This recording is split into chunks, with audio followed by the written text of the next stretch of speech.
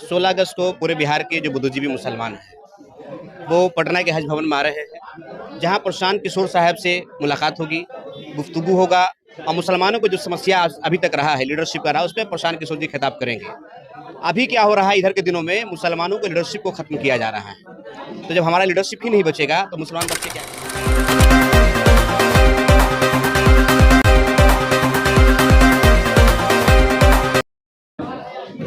बिहार विधानसभा चुनाव 2025 में राजद का M22 समीकरण जो है वो खतरे में दिख रही है। जी हां, इससे पहले नमस्कार, मैं अभिषेक कुमार और आप देखना शुरू कर चुके हैं आपका अपना चैनल बीकेएम खबर। हमारे साथ अभी मैं जनसुराज के कार्यालय में हूं। हमारे साथ जनसुराज के नेता हैं।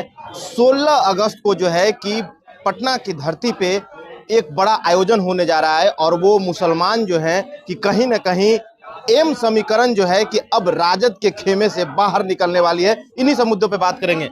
क्या कुछ कहेंगे सर? 16 अगस्त को क्या कुछ प्रोग्राम?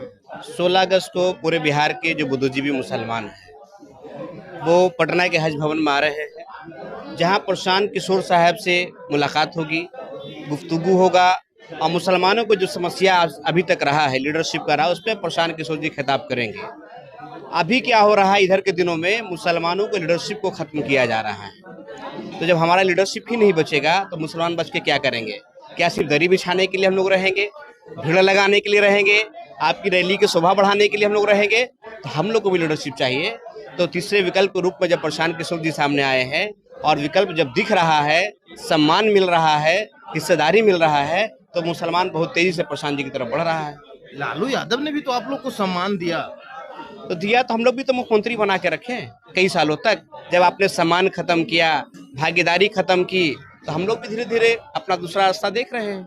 मतलब अब राजद को छोड़ देना है? लगभग लोग छोड़ चुके हैं। लगभग लोग छोड़ चुके हैं। आप देख रहे हैं दिन प्रतिदिन जहाँ जहाँ माननीय प्रशांत किशोर जी का रैली हो रहा है, अगर वहाँ 100 लोग आ रहे हैं तो 20-25 लोग मुसलमान भी आ रहा है। भारी संख्या में मुसलमान प्रशांत किशोर जी के साथ जुड़ रहे हैं और मुसलमानों को एक भरोसा भी होता जा रहा है कि भाजपा से अगर कोई लड़ सकता है तो प्रशांत किशोर ही लड़ सकता है। राजद के बस की बात नहीं है भाजपा से लड़ना। लेकिन प्रशांत किशोर के बारे में तो कहा जाता है कि ये भाजपा के बी टीम के रूप में काम कर रहे हैं। भाई, आप हमको बी टीम बोलिए, सी टीम बोलिए, लड़ तो हम ही रहे ना। आप तो क्या, जिस दिलीप जायसवाल को हमने बताया, प्रशांत किशोर जी ने बताया कि 1 लाख अल्पसंख्यक का यूनिवर्सिटी को हड़प गया, उसको राबड़ी देवी जी कहती है मेरा मुंह बोला भाई है।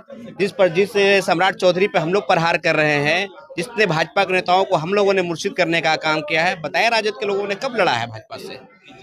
कभी इनकी सरकार, कभी उनकी सरकार, और दोनों सरकार में सिर्फ घोटाला हो रहा है। एक दूसरे की जांच तो कराते नहीं है, एक दूसरे का तो जो भी भ्रष्टाचार हुआ है उसका उजागर तो करते नहीं। उजागर तो प्रशांत किशोर कर रहे हैं। अच्छा नेताजी, एक बात बताइएगा, अगर प्रशांत किशोर भी जो है कि मुसलमानों के सहारे सत्ता में बैठना चाहते हैं, अगर ये सत्ता में आप लोगों ने बैठा दिया, फिर जिस तरीका से आपके साथ अभी राजद कर रही है उसी तरीका से अगर जनसुराज करने लगेगी तो फिर क्या कीजिएगा? फिर कोई नया विकल्प आएगा। जब हमारी भागीदारी आज मिल रही है, कुछ दिन जब तक मिलेगा हम लोग प्रशांत जी के साथ रहेंगे। अलग प्रशांत जी ने भी नजरअंदाज करना शुरू कर दिया तो धीरे धीरे मुसलमान प्रशांत जी से भी हट जाएंगे। एक सवाल, आखिरी सवाल हमारा होगा कि बीजेपी को लोग कहते हैं कि ये हिंदू मुसलमान करने वाली पार्टी है, अब प्रशांत किशोर भी वही कर रहे हैं, तो इसको कैसे देखें? नहीं, प्रशांत किशोर जी कुछ ऐसा नहीं कर रहे हिंदू मुसलमान। प्रशांत किशोर जी तो कह रहे हैं कि इस देश में आज भी सेक्युलर हिंदुओं की संख्या बहुत ज्यादा है। मुसलमानों को एक ऐसा समीकरण बनाने की जरूरत है कि आज भी अगर भाजपा को देखेंगे तो पूरे देश में 36% ही वोट पड़ता है। अगर इस देश में 80% हिंदू है तो आज भी 44% जो हिंदू वो सेकुलर है।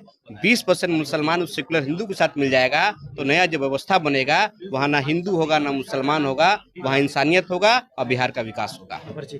वसीम नैयर अंसारी, कन्वेनर, बिहार बदलाव कॉन्फ्रेंस। तो आप लोगों ने सुना, हमारे साथ अंसारी जी थे, इन्होंने बेबाकी से बातों को रखा है। 16 अगस्त को क्या कुछ होने वाला है इन्होंने बताया। फिलहाल के लिए इतना ही। आप क्या सोचते हैं, अपनी प्रतिक्रिया कमेंट बॉक्स में जरूर दीजिएगा। बने रहें बीकेएम खबर के साथ। जय हिंद, जय बिहार।